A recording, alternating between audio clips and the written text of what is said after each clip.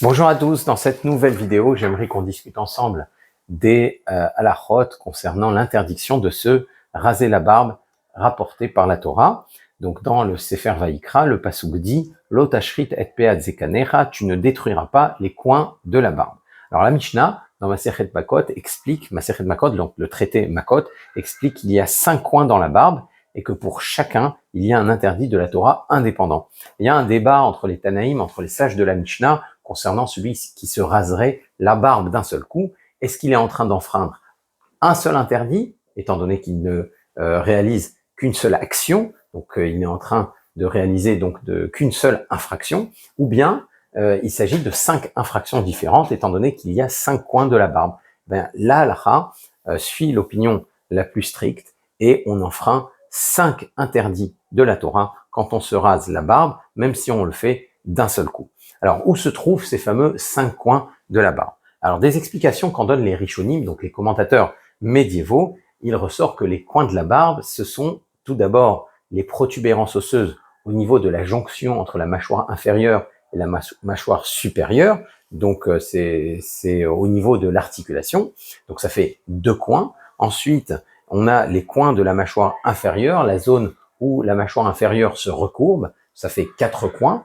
Et enfin, le menton, c'est le 5e coin, la 5e Peat Hazakan, le 5e coin de la barbe. Alors, étant donné que ces zones ne sont pas délimitées clairement et précisément, selon certains avis, la Peat Hazakan, la PA du menton, elle pourrait même aller jusqu'à la pomme d'Adam. Donc, on ne fait passer la lame sur aucune de ces zones. Toutes les zones qui sont autour des coins de la barbe sont absolument interdites au rasage. Donc ça, c'est pour les coins de la barbe, pour ce qu'on appelle Peot Hazakan. Maintenant, est-ce que la moustache fait partie des Peot Hazakan? Est-ce que là aussi, il y a une crainte? Ça serait interdit de la raser à la lame à cause de cela? Le Rambam, le Tour et Rashi ont clairement exclu la moustache des Peot Hazakan. Ils pensent que c'est parfaitement permis de la raser. D'ailleurs, le Rav David Sinsheim, le premier grand rabbin de France et d'Italie, qui était célèbre pour avoir présidé le Grand Sanhédrin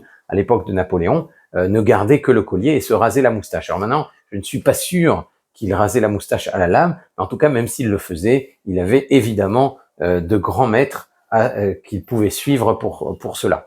Alors maintenant, l'habitude, c'est de ne passer la lame nulle part. On préfère ne pas l'utiliser pour se raser du tout, même s'il ne s'agit que de la moustache. Alors maintenant, quand on parle de rasage, de quel type de rasage la Torah parle? Dans quelle situation le rasage est interdit? Alors, l'interdiction de raser les coins de la barbe est mentionnée à 2 reprises dans la Torah. La première occurrence est, bien entendu, dans Vaïkra. Elle s'adresse aux Kohanim. Uf'ad zekanam lo yegaleru. Les Kohanim ne raseront pas les coins de leur barbe. Donc on parle des Kohanim et on parle de rasage, on parle de gilouar. L'autre pasouk, l'autre occurrence, s'adresse à l'ensemble d'Israël. C'est aussi dans le Sefer Vaïkra, Lo tashrit et peat zekanecha, tu ne détruiras pas les coins de la barbe. Et là, on parle de ashrata, on parle de destruction des poils de ces coins de la barbe. Donc, d'une part, on parle de gilouar, et d'autre part, on parle de ashrata. Or, la Gemara, dans Masechet Kiddushin et dans Masechet Makot, elle effectue une analogie, une xerashava. Le fait que le mot PA, le mot coin, soit mentionné dans ces 2 psukim, laisse entendre que le seul rasage interdit par la Torah, c'est celui qui est à la fois un gilouar, à la fois un rasage, c'est-à-dire qu'on utilise un outil qui est fait pour couper les cheveux, qui est fait pour raser, et c'est aussi une ashrata, c'est aussi une destruction du poil, c'est-à-dire que ça va détruire le poil sous la peau. Donc le seul outil, la seule méthode qui correspond à cette description, eh bien, c'est le rasage avec un rasoir à lame. C'est une lame, c'est-à-dire tahar, c'est ce qu'on appelle tahar dans la halakha.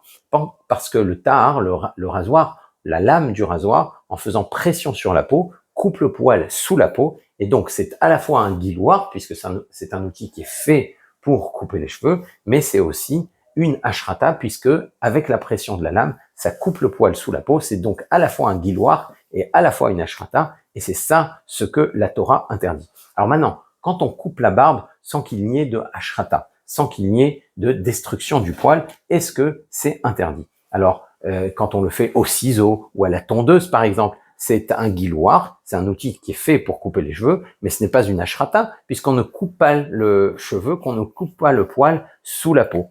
Eh bien, même si certains poskim pensent que ça reste, même si certains décisionnaires pensent que ça reste un interdit des Rabbanan, les Rishonim, dans leur grande majorité, l'autorisent, et c'est ce que tranche le Shulchan Aruch dans Yoredea. Le Rambam, dans ses tchouvot d'ailleurs, rapporte, il affirme qu'il se taillait lui-même la barbe. Alors maintenant, c'est vrai que selon le Hari Akadosh, on ne devrait même pas toucher les poils de la barbe, et c'est très répandu donc dans les cercles chassidiques de respecter les paroles du Hari Akadosh à ce sujet.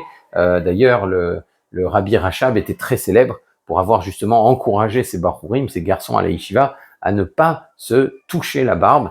Donc c'est pour ça que dans les yeshivot Lubavitch, on ne se touche pas la barbe, et c'est encore une fois la même chose dans les cercles chassidiques en général. Le Ben Ishraï, le Rav Yosef Chaim de Bagdad, lui, il disait que non, on pourrait, en se taillant la barbe, respecter quand même l'avis du Hari Akadosh. Donc, étant donné que ce sont des notions kabbalistiques qui me dépassent, donc je ne fais que rapporter leurs avis.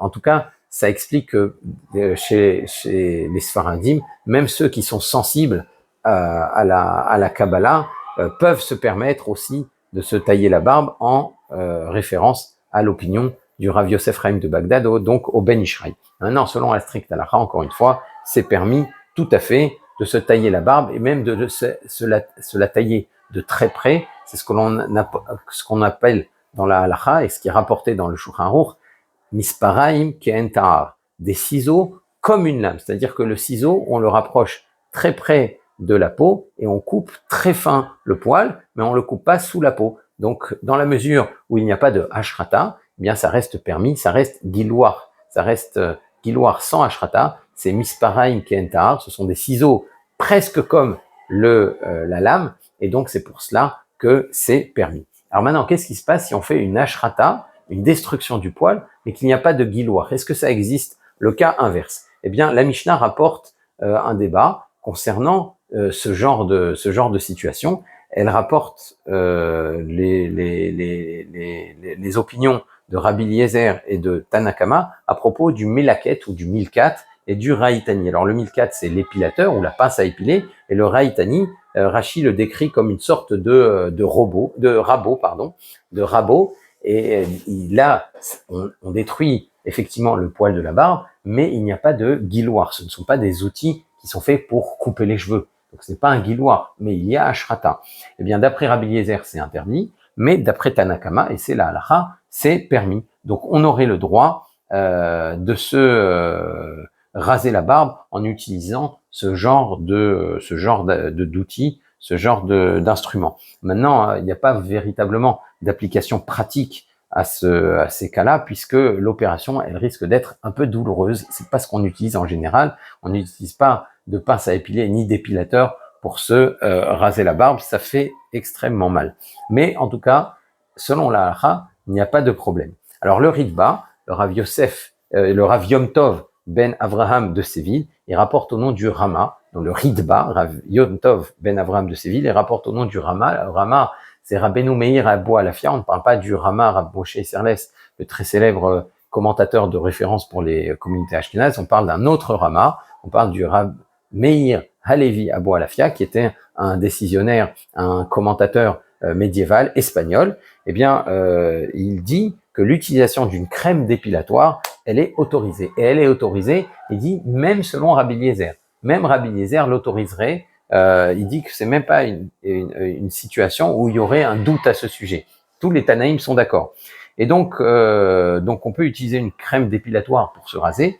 Le Noda Biyouda, le célèbre possèque hongrois, il rappelle toutefois que pour retirer la crème dépilatoire, une fois qu'elle a fait son effet, on ne devrait pas utiliser une lame ou quelque chose de coupant, parce que ces objets tranchants risquent de couper le poil avant qu'il ne tombe à cause de la crème, et donc ça pourrait être une forme de rasage qui serait interdit par la Torah. Donc il faut utiliser quelque chose qui n'est pas coupant en laissant uniquement la crème faire son effet, et c'est un modus operandi, c'est une méthode qui était très courante dans les yeshivot au XXe siècle, surtout au début du XXe siècle.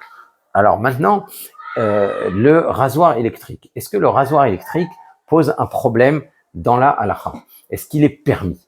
Eh bien, c'est pas du tout évident. C'est pas du tout évident. Le Rav Tzvi Pesach Frank, dans Har Tzvi, il a suggéré que la lame, étant donné qu'elle est séparée de la peau par la grille, alors, par la grille du rasoir, le rasoir doit être vu non pas comme un tahar, comme une lame de rasoir uniquement, mais comme misparaim ke'en tahar, comme des ciseaux qui coupent de près. Donc c'est un guilloir effectivement, mais il n'y a pas de hashrata, ce sont des ciseaux qui coupent de près. C'est vrai que ça coupe près, c'est très proche de la peau, mais ça reste encore guilloir chez Enbo Ashrata, selon cette svara, selon cet argument rapporté dans le Har Tzvi. Maintenant, le Rav Tzvi Pesach Frank, il n'a pas tranché clairement dans ce sens. C'est juste un argument qu'il a évoqué dans une de ses tchouvotes. Donc, on ne peut pas s'appuyer franchement là-dessus. Certains ont voulu comparer le rasoir électrique au melaket ou au raïtani, à la fameuse pince à épiler ou au rabot, parce que le rasoir électrique, étant donné que ce sont des petits rasoirs, ce sont des toutes petites lames, et ça ne coupe qu'un poil à la fois, chaque lame ne coupe qu'un poil à la fois, donc ça ressemble un petit peu au melaket, à la pince à épiler, donc ça devrait être permis comme on autorise la pince à épiler ou l'épilateur. Maintenant, la raison pour laquelle dans la Mishnah, Tanakama autorise le melaket, c'est pas parce que ça coupe les poils un à un, mais c'est parce que ce ne sont pas des outils qui sont faits pour couper le poil. Or, le rasoir électrique, c'est une forme de guilloir. C'est un outil qui est fait pour ça, qui est fait pour couper les cheveux, qui est fait pour couper les poils de la barbe.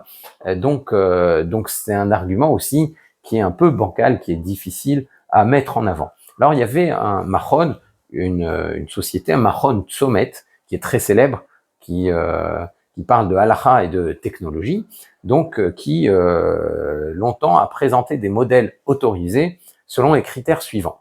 Les lames, donc du rasoir électrique, ne doivent pas toucher directement la peau. Ça, c'est un critère pour permettre un rasoir électrique. Et le deuxième critère, il faut que la lame coupe le poil grâce au contact, à la pression de la grille. C'est-à-dire que le poil étant coincé entre la grille et la lame, c'est là que la lame le coupe.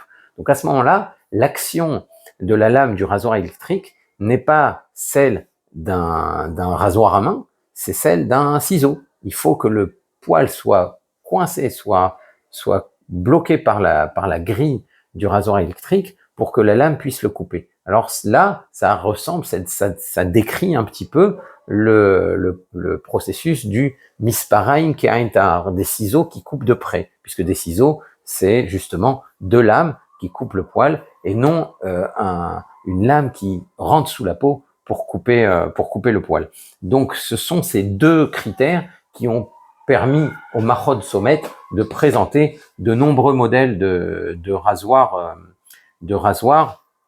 en invoquant le héter, en invoquant la permission de misparaim ke'en tahar rapporté par le Shulchan Aruch. Le Rav Mordechai Eliyahu, lui, nous disait que pour reconnaître un rasoir électrique kasher, il faudrait le tester sur une zone neutre de la peau, c'est-à-dire que on va raser par exemple les poils d'un doigt. Si on constate après avoir rasé les poils du doigt qu'il y a encore des traces du poil au-dessus de la peau, ça veut dire que la lame n'est pas rentrée sous la peau pour couper le poil, et donc on peut dire que c'est misparaim ke'en tahar, et on peut dire que ce rasoir électrique est autorisé. Donc ça, c'était ce que proposait comme test le Rav Mordechai Eliyahu. Maintenant, même ce test, il est discutable. J'ai souvenir que le Beit Din du Rav Gross, dans les années 2000, il avait fait une expérience en testant des rasoirs électriques et en les comparant avec l'effet d'une lame de rasoir sur un candidat non juif qui était volontaire, qui s'était porté volontaire pour l'expérience, et le Beit Din du Rav Gross n'avait constaté aucune différence entre l'effet de la lame de rasoir et celui des rasoirs électriques, pourtant réputés comme étant des modèles autorisés. D'accord, dans les deux, il disait voilà, il y a un effet peau de bébé, et donc je vois pas pourquoi pour un rasoir électrique on serait plus permissif que pour une lame de rasoir. Alors on peut dire qu'en général, malgré tout, le tzibour large, la majorité du public a tendance à s'appuyer sur les opinions qui sont permissives, même s'il n'y a pas d'argument franc, de héter véritablement franc à ce sujet. le minhag Israël, c'est quand même de permettre le rasoir électrique. Donc voilà, on a dit l'essentiel sur ce sujet. Si vous avez des questions, n'hésitez pas à les poser dans les commentaires ou sur notre groupe WhatsApp. Et d'ici à la prochaine fois, je vous dis à très bientôt. Au revoir.